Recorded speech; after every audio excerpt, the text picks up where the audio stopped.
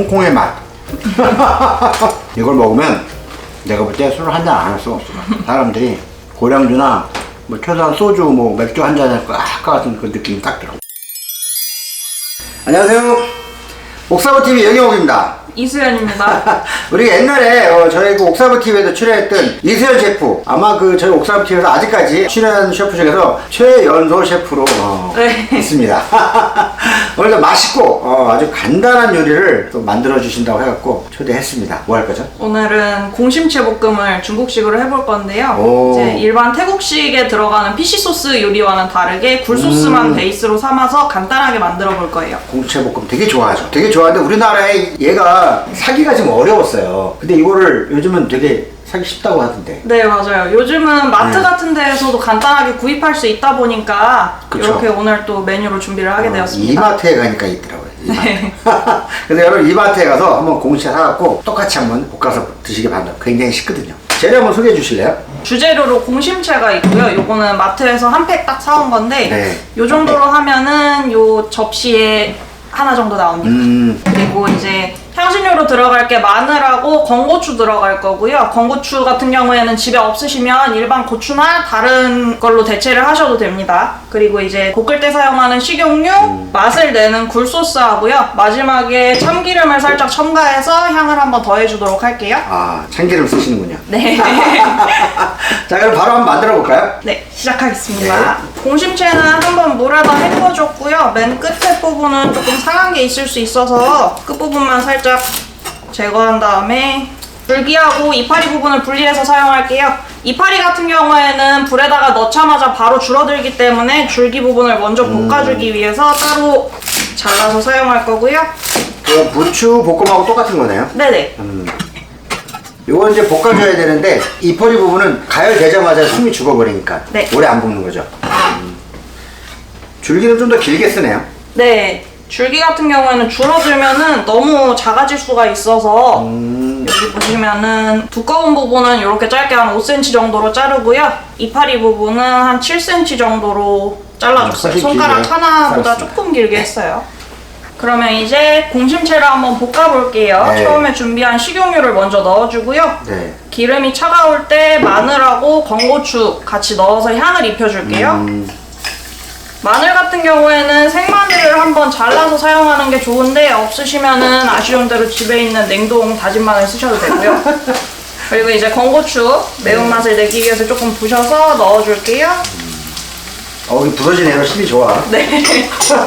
그래서 이제 기름에 향신료를 한번 볶아준 다음에 굴소스 넣어줄게요. 요거 한 번 기준으로 굴소스 한 숟가락 정도 넣으시면 딱 맞고요. 넣은 다음에 두꺼운 줄기 부분 먼저 볶아줄게요.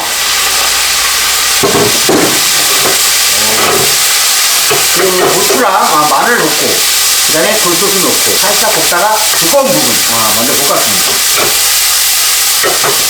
냄새 좋다.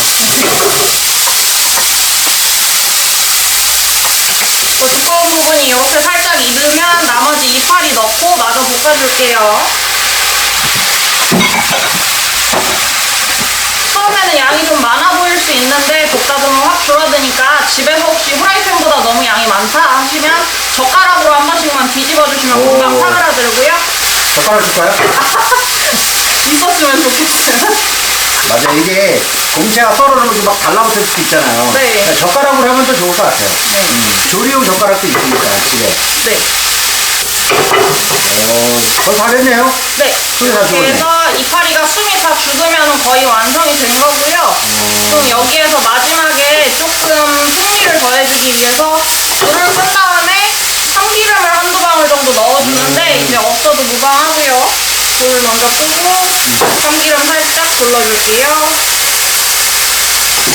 그래서 불 끈 상태에서 한 번만 이렇게 돌려주시면 바로 완성됩니다. 그릇에 바로 담고 완성할게요. 완전 간단하네요.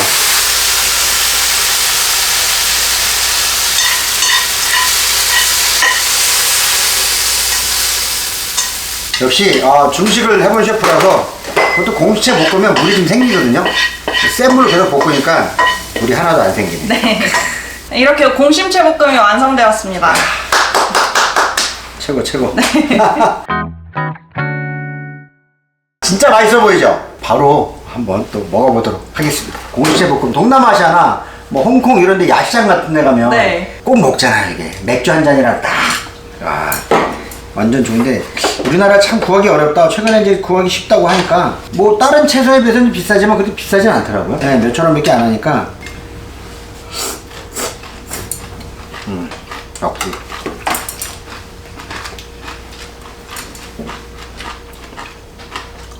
홍콩의 맛.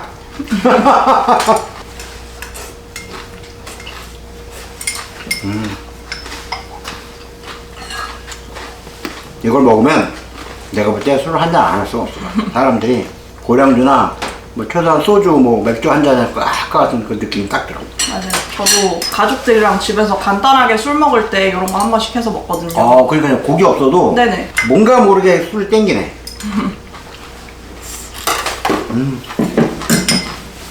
맛있네.